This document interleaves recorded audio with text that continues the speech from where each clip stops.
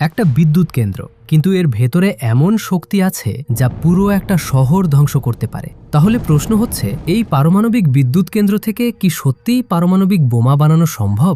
আর কিভাবে মাত্র 1 গ্রাম ইউরেনিয়াম প্রায় 2400 লিটার ডিজেলের সমান শক্তি দিতে পারে?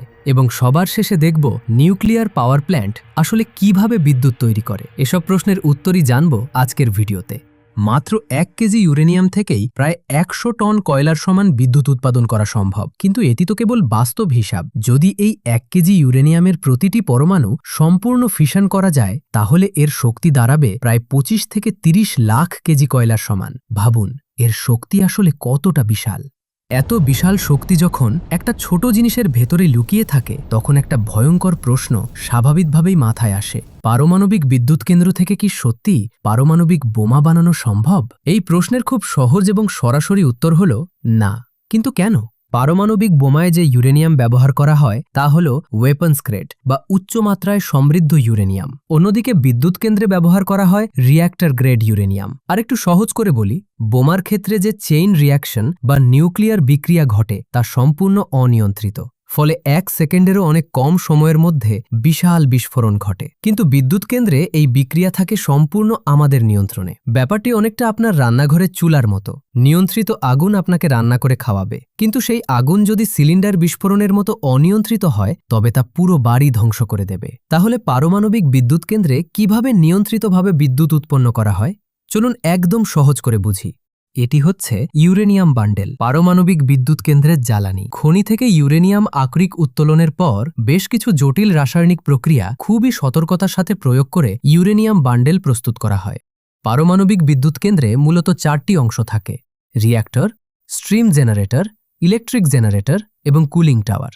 প্রথমে ইউরেনিয়াম বান্ডেল ও কন্ট্রোল রড বসানোর পর রিঅ্যাক্টরটিকে পানি দিয়ে ভরা হয়, আর নিরাপত্তার জন্য চারপাশে প্রায় 1 মিটার পুরু কংক্রিটের দেয়াল তৈরি করা হয়, যাতে তেজস্ক্রিয় রশ্মি বাইরে না ছড়ায়।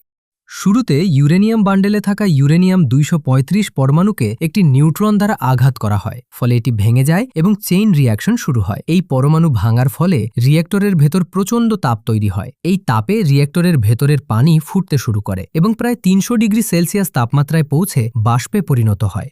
এই উচ্চ চাপের বাষ্প প্রচণ্ড বেগে আঘাত করে বিশাল টারবাইনে। টারবাইন ঘুরলে তার সাথে যুক্ত জেনারেটর বা মোটর ঘোরে, আর জেনারেটর ঘোরার ফলেই উৎপন্ন হয় বিদ্যুৎ। আরও সহজ করে বললে, আপনি যদি প্রেসার কুকারে পানি গরম করেন এবং তার মুখ থেকে যেভাবে তীব্র বাষ্প বের হয়, ঠিক এই সহজ বিজ্ঞানটাই পারমাণবিক বিদ্যুৎ কেন্দ্রের বিশাল টারবাইন ঘোরায়।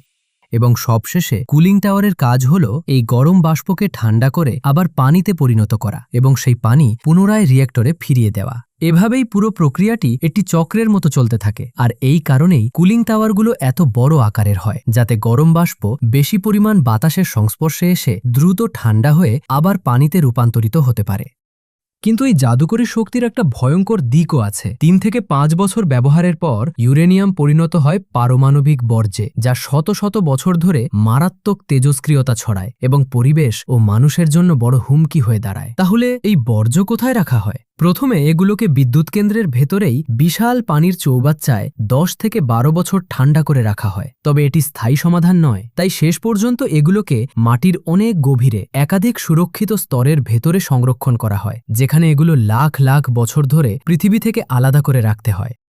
পারমাণবিক শক্তি পৃথিবীর সবচেয়ে পরিবেশ বান্ধব এবং শক্তিশালী শক্তির উৎসগুলোর একটি, কিন্তু একই সাথে এটাই হতে পারে আমাদের সবচেয়ে বড় হুমকি। এই শক্তি চাইলে একটি সভ্যতাকে আলোকিত করতে পারে, আবার একটি ভুলেই সবকিছু শেষ করে দিতে পারে, যেমন চেরনোবিল ডিজাস্টার।